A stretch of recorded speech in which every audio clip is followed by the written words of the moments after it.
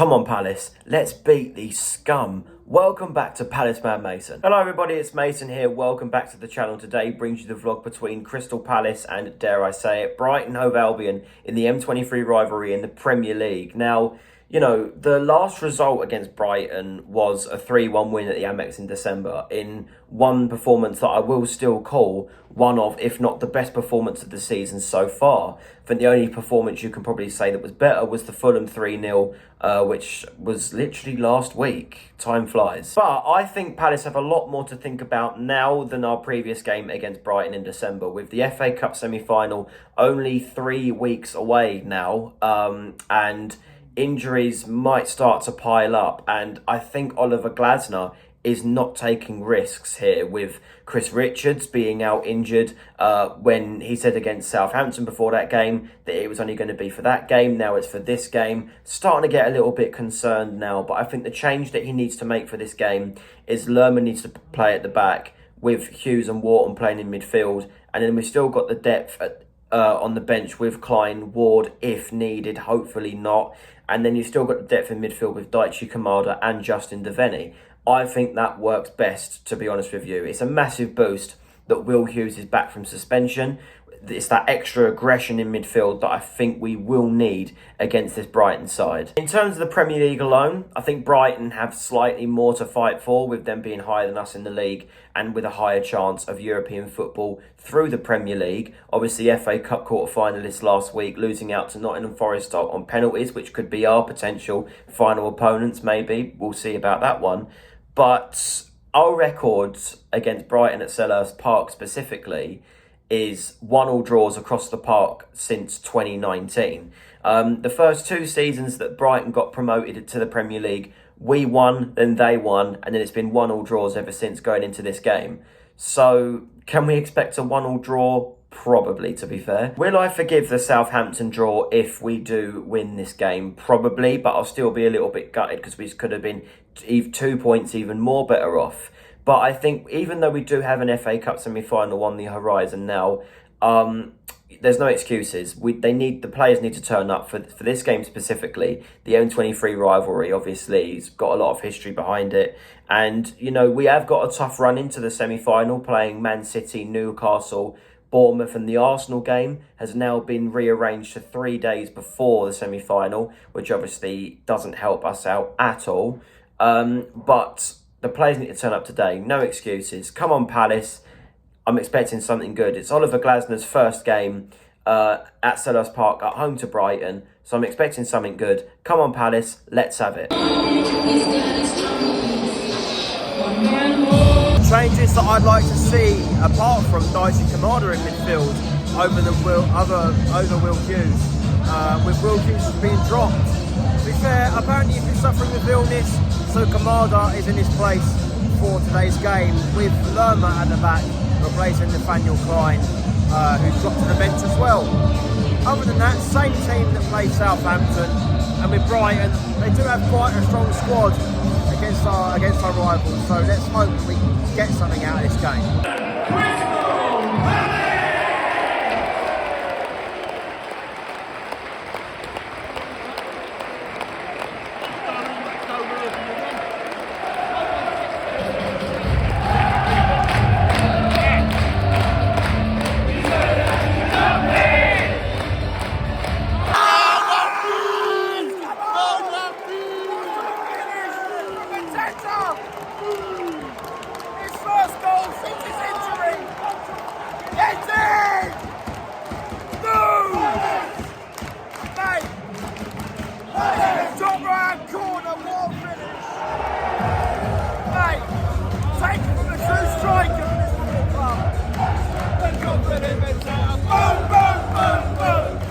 Chances as great skill to take it down Henderson's long pass, and then it's a great save by Verbruggen, to be fair, to put it out for a Palace corner.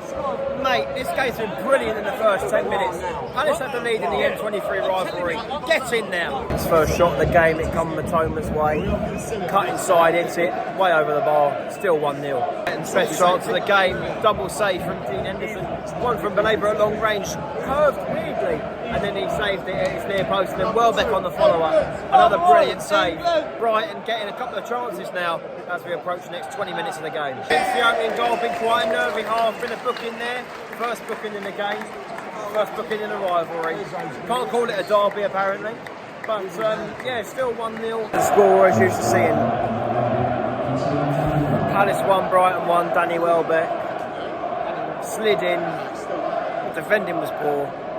Eze doing too much in midfield, trying to take around everybody. I assume the goal's going to get given 1-1. Disappointing with the chance we had. Second half just started, to be honest. But let's talk about that first half. Half-time, Palace 1, Brighton 1. I'm not being funny, since Welbeck got that equaliser, first half sort of died a death. No chances really for either side since the Welbeck equaliser. Great take from Maddest to put us 1-0 up, but again it's sort of a familiar feeling at home to Brighton. We take the lead and they equalise. They sting us in that way, so hopefully second half we sting them back. Come on, Palace. The finish from Daniel Munoz! 2-1 to Palace! Oh, get in! What a finish! Get in, Munoz! Brilliant run from that. Great attacking run. Palace back in front of the rivalry. Get in! João Pedro and Simon Adingra for Brighton. 2-1 up in the rivalry. Bear in mind, this hasn't been a score since 2019. It's been quite a while since we've seen anything other than 1-1 at Selhurst Park between these two sides. But that goal from Munoz was something special. That finish, absolutely superb, and he deserves it. He's been a great player this season. On comes Ben Chilwell for Crystal Palace, replacing Tyrick Mitchell. I quite like that sub as well.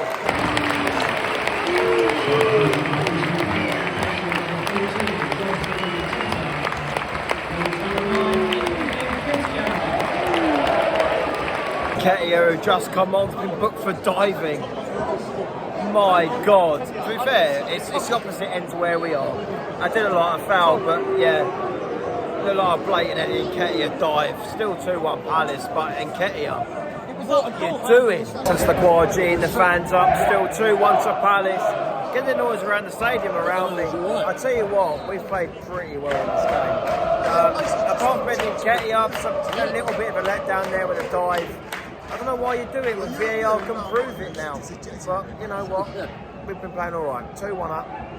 Come on, Palace, let's finish this game off. I tell you what, it's made it a lot harder for Palace to finish this game off now. As soon as I make that other clip, Palace down to 10 men. Eddie Nketiah, second yellow card. He's off the pitch. About 10 minutes after coming on from the tower, Eddie Nketiah sent off. Maxis Lacroix going to console him. I tell you what, I'll give him credit for that. Lacroix's been sent off. No, he ain't. Eddie Nketiah has been sent off, and now Palace have to do the rest of the game with 10 men. Without a striker, pretty much. He's got all our defenders on the pitch to try and just see this game out. Still 2-1, but Palace down to 10 men. So that means Eddie Nketiah will probably miss our trip to Manchester City next Saturday. I'll tell you what, temperature's rising here. Another substitute, this time for Brighton. Solly March lashed out on his man Assar, and somehow that's a booking. Hughes and Devaney coming on for Palace, yeah. Oh, mate, we just got to try and see this out. Still 2-1, but tempers are rising here in this rivalry here. This are down to 9. 9 men against Brighton. 2-1 up still, and there's 12 minutes of added time. And Joel Ward is on the pitch. What is going on? Joel Ward making his first Premier League appearance of the season against Brighton in added time. There's so much added time, and we're down to 9 men. Gay's off as well. Cross into the box. The header is wide. It's got a hope and pray for the last 12 minutes. Just mental. So Nketiah and Gay have been sent off in the same match. So both of them will miss out on Man City at home at least. By the looks of that Nketiah challenge earlier, it's not great. About 10 or so minutes left of this game. and we're down to 9 men with Joel Ward as one of our centre halves. I don't want to say it's a miracle if we win, because I think that's a bit insulting, but it kind of is. 2 men down. 2 balls on the pitch. Keeper's gone to kick it away. Brighton come forward. Van Hecker into the box, away by Lerma. It's Belieber. Hughes with the challenge. Free kick goes Palace's way. Get in! There's been 3 red cards in the same game. Brighton are down to 10. It's Jean-Paul Van Hecker. Kamada was through and he's just last man challenge. He's off. It's 9 against 10 at Selhurst Park. I've never seen anything like it. Both are free kick against this. I don't think we'll be shooting this.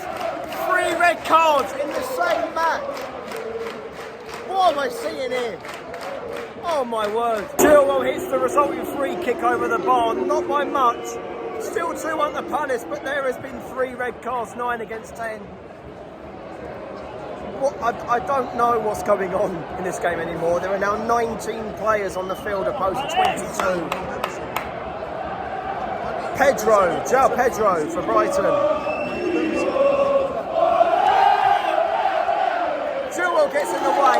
It's Kamada. He's passed it straight off the pitch. Brighton throw. This has gone absolutely mental. Listen to the noise. Backing these 9 men on the pitch. Not our best 9 men either. Pedro against Aveni. It's Lewis Dunk. It's found Solly March up against Ben Chilwell. It's found, I think that's Belieber. Straight off the pitch. Come on! Mental games I have ever been to. Right, we've got a goal kick. I think it's 8 minutes into stoppage time, about 4 minutes or so left. If we can hold on to this would be incredible. Henderson from the goal kick. It's headed back to the goalkeeper by Lewis Dunk. It's back to Mark Verbruggen. I believe that is Carlos Belieber for Brighton to Lewis Dunk. The 10 men of Brighton against the 9 men of Palace. This is insane. Lewis Dunk. Belieber, back to Dunk. He finds Solly March against Ben Chilwell. Dunk puts it straight in the box, away by Lerma. Come on, Palace. It's a Brighton throw, come on. What a save from Henderson. And Mark Verbruggen has come up for this corner. Mark Verbruggen's come up for this corner for Brighton. It must be last knock-ins for him to come up. It's still 2-1. Solly March to put this corner into the box. Keeper on keeper. In. A Dingra. Yeah! Free kick! Free kick! It's not it. It's not done. It's not done. But I think it was Saar who's won the free kick. Henderson. Come on! Come on! Mate, I've lost my voice. It's got to be it. It's 12 minutes at a time. Henderson. Yes! Get it! Get it, Crystal Palace! Of 9 men! I've won against 10 men, Brighton! Yes! Yes! Another time! What the hell has gone on? I